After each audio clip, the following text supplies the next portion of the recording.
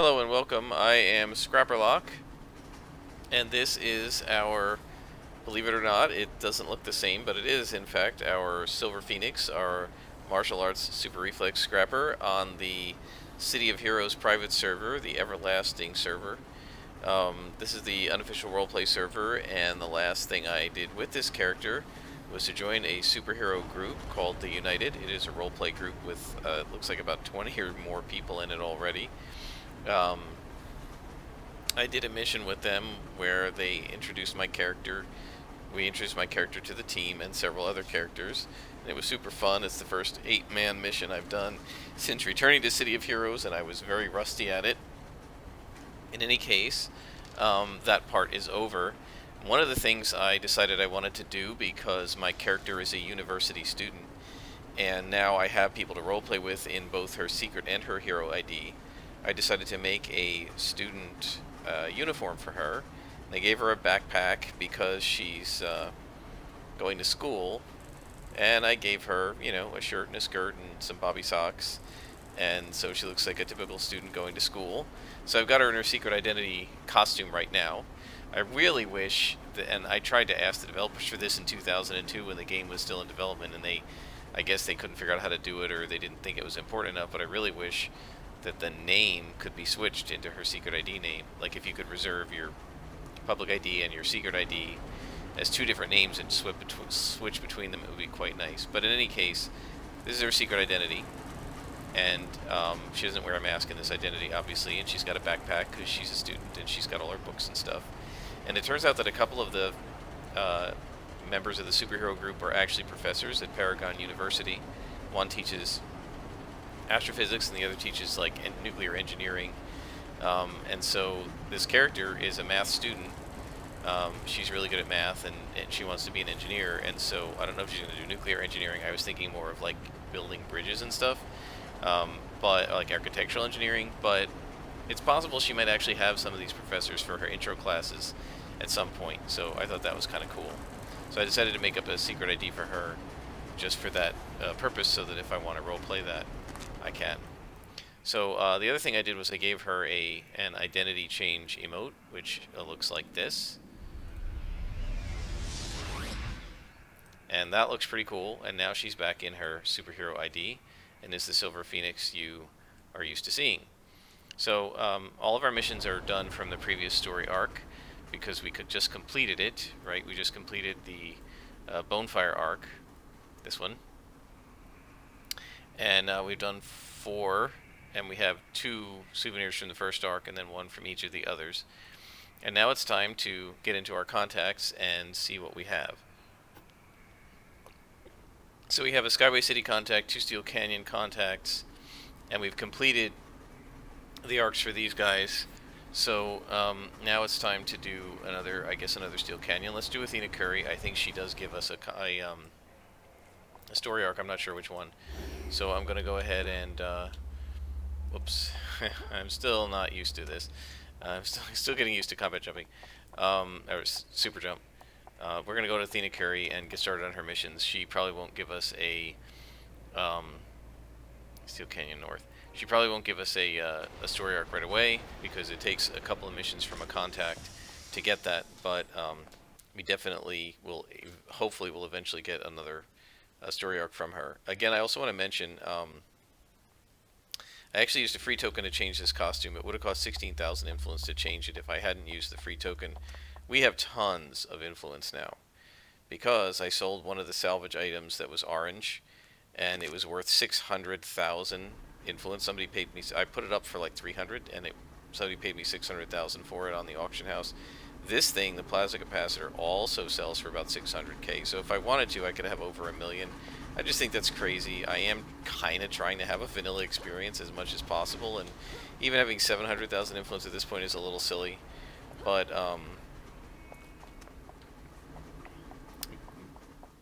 what did I do? I went to the wrong place. Even having 700,000 is a little silly, but having 1 million is ridiculous. So yeah, we have some influence, and we have enough to buy all the single origin enhancements we want at level 22, and probably will not have any major influence problems from now on. Um, Dr. Quantum, 48.5, and the team ended. It looks like he's level 48.5 already. My goodness, he was 45 just this afternoon. Yep, he's 48.5. I don't know how people level so fast, but I guess it's because they don't turn the experience off the way I do. Alright, so our first mission. This is going to be Clockworks, so this might be not so bad. They will drain our endurance, so I might have to carry some endurance pills with me, these inspirations. But they don't do as much damage, anywhere near as much as the Vajlocks. And if it turns into a Clockwork story arc, we're fighting a lot of Clockworks, one of the things that we will benefit from is they don't resist smashing the way the Vajlock do. So, I'm getting disturbing reports about the Clockwork activity in Steel Canyon. It seems they're no longer content to scavenge the streets. Now they're assaulting any citizen who happens to be wearing jewelry. So we're going to fight them. Now, I'm going to leave the experience gain off while we do this until we get into the story arc at a minimum. Because if we level past 15, I'm afraid that she won't give me the story arc. Now, I don't think that's true, because a bunch of my contacts went inactive when I hit 15, so I'm hoping she's a 15 to 20 contact, but I'm really not sure. So I'm going to leave the experience gain off until we at least get a few missions into this and we get that little story arc icon with the book. So now I got to look for Clockworks. A lot of them seem to like to be on the roofs of the buildings down here, so we'll take a look over here on the rooftops and see if we can find some. There's some right there. That's Clockwork. Not very powerful. Probably don't need the toggles. Whoops. Gosh, I keep doing that. I don't remember being such a spaz with this little arrow button when I used to play. Yeah, I was actually thinking about moving everything over one and just leaving this empty so that I stop clicking this stupid arrow. Okay, let's see if we can find some more Clockworks. There's a few. Oops. Oh, yeah, I let go of the spacebar. So, the way Super Jump works is if you hold the spacebar down... Oh my gosh, I'm clicking the wrong thing. If you hold the spacebar down, you keep going up and up for a while. If you let go of it, as soon as you let go, you drop. And so, yeah, I've been letting go when I shouldn't.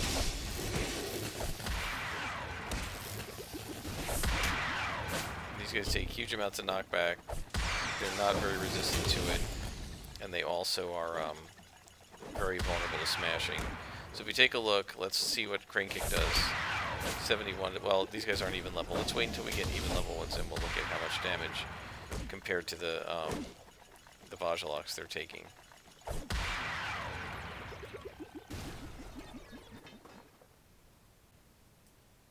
Alright, so we've got 3 of them. You can say in my supergroup chat, there's some chat going along where they're talking about forming a new mission team. Let's see. I don't think there are going to be Clockworks here, but sometimes there are some in the parking lot. That's Vaj.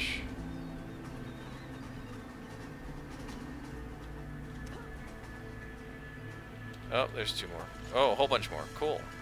Alright, this finishes the mission. I wish I had an AoE. That's one. You're going to see them draining my endurance with all these stupid electric blasts.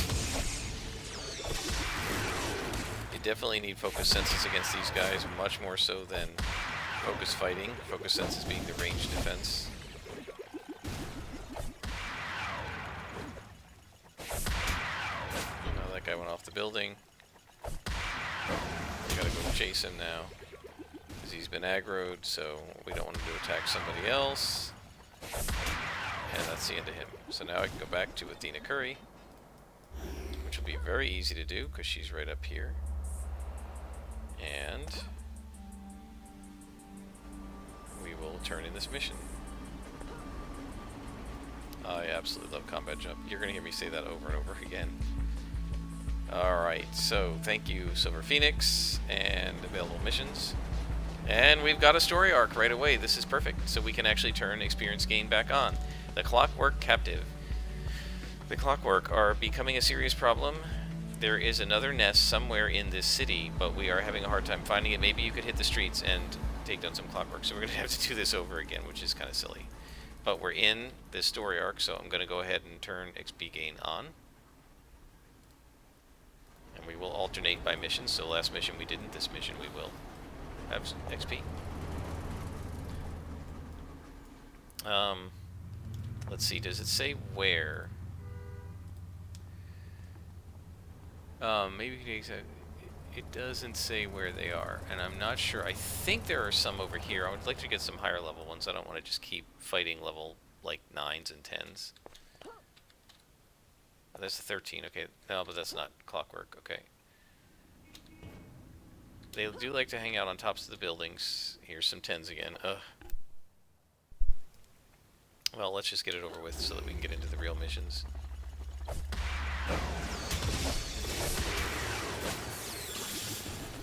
In the old days, I knew exactly where to find, you know... Oh, are these guys... Oh, cool, an ambush. Excellent. Alright, so let's take a look. The oscillator just took 54 damage.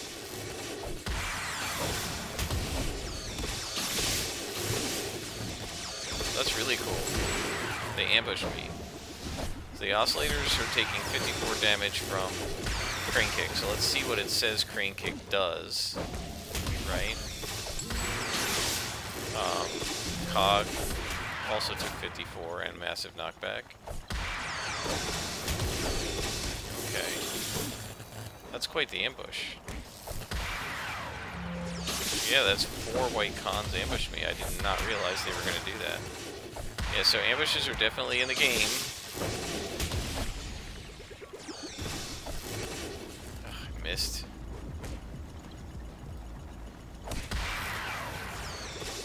You can definitely see they drained the heck out of my endurance. And they did a lot of damage to me too because I wasn't ready for them. Okay, so 54 damage. Let's take a look at Crane Kick.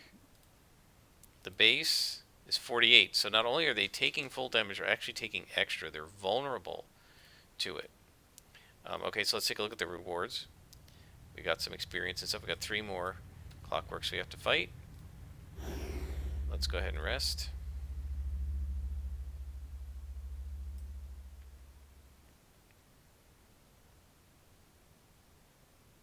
Okay. And now let us find some more clockworks. Gravedigger. There's clockworks. Ooh. Tesla Knight, cogs. Wow. Quite the interesting array.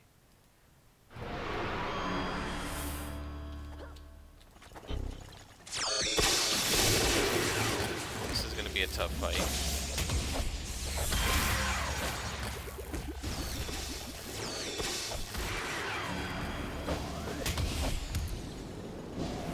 Yeah, this is going to be a tough fight because they drain endurance. But fortunately, they are vulnerable to smashing. They're sort of the opposite of the Vajalogs, right? The Vajalogs resist smashing. These guys are vulnerable to it. We've got our mission completed.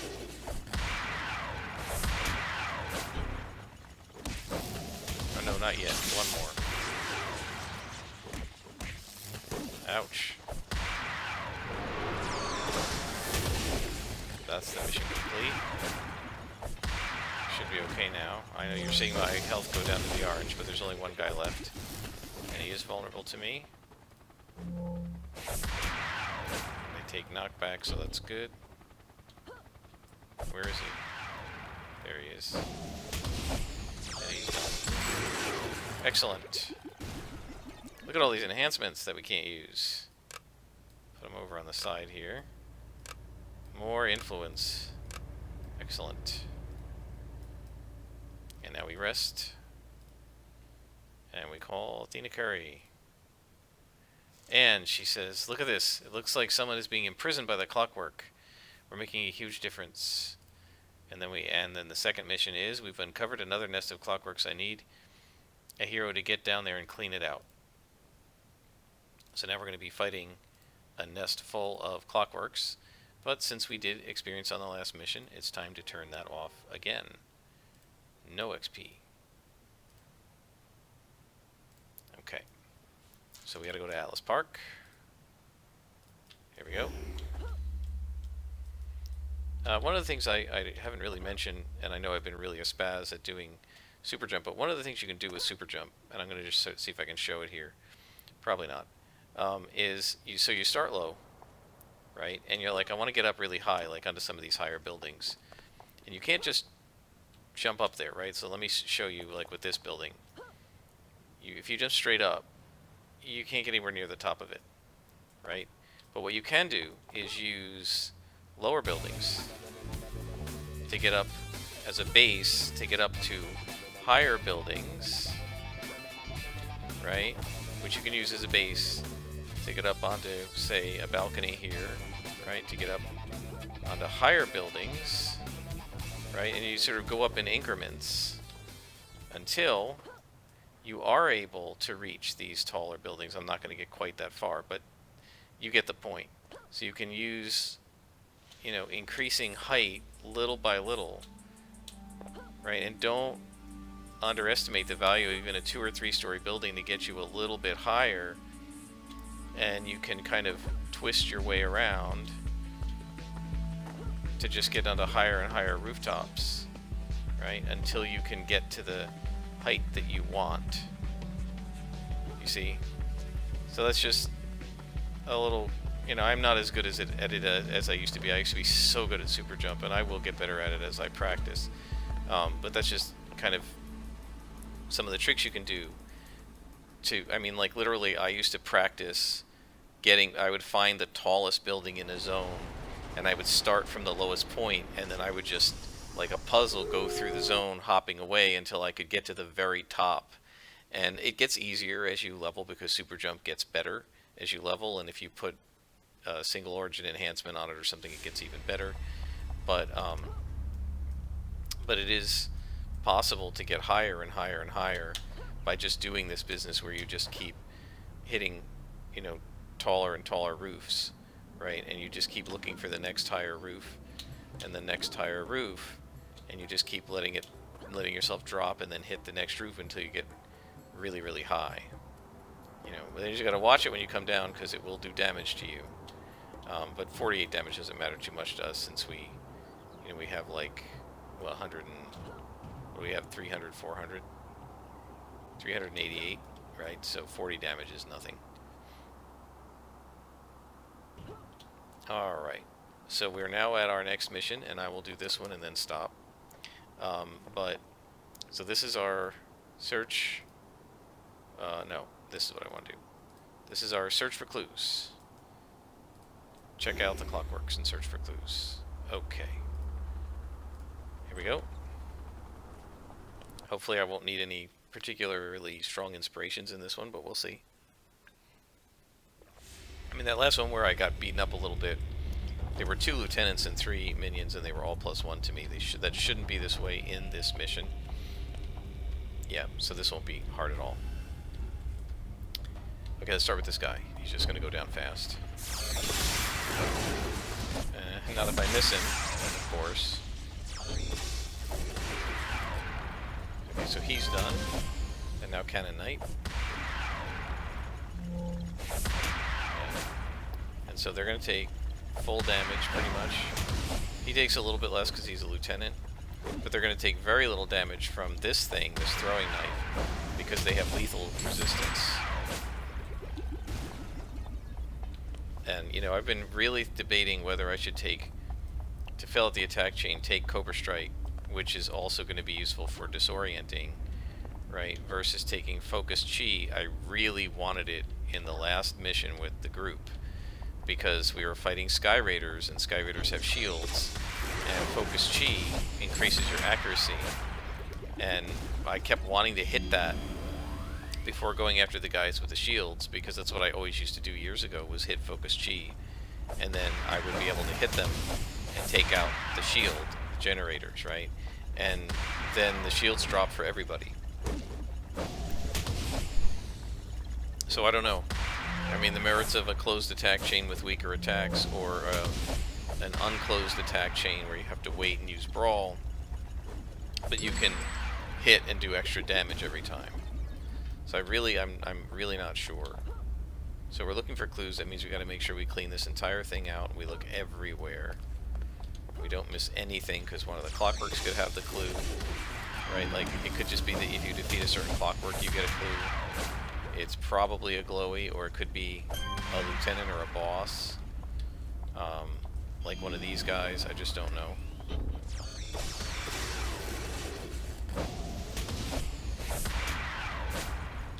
So we're just going to have to search. There's a cog. And I missed him.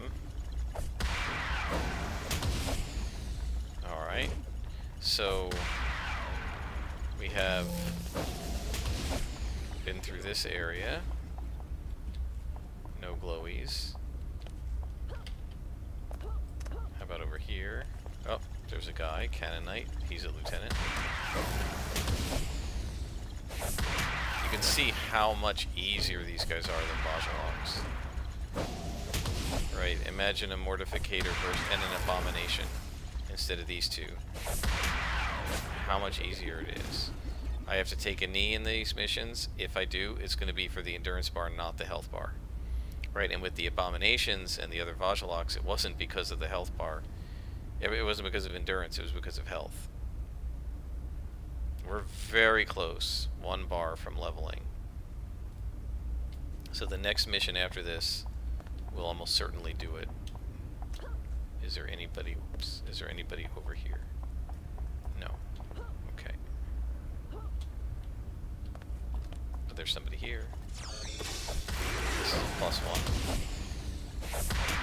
Now getting, what is it, about 100 influence per guy?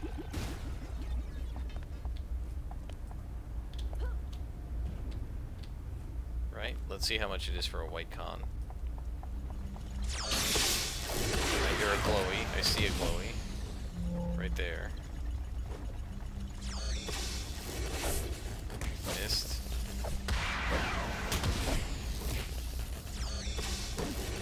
Okay, so they're 84 influence for a white con clockwork.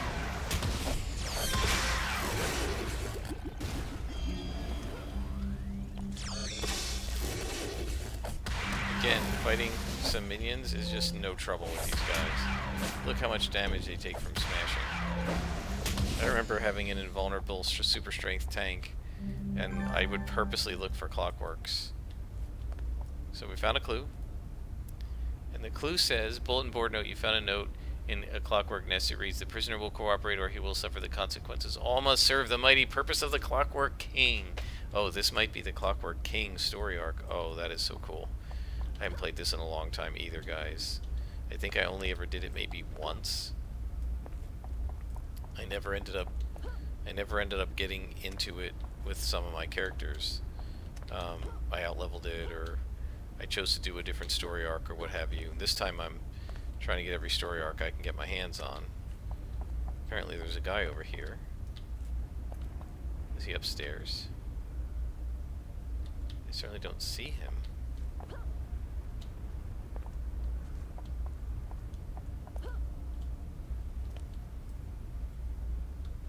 That's really weird. There he is. There's a guy. I don't know where the other guy is. Let's see. Sometimes, guys, these things don't spawn, right? But so I thought maybe there was an unspawned one, but we got it. So we completed the mission, and we're gonna head out to Alice Park.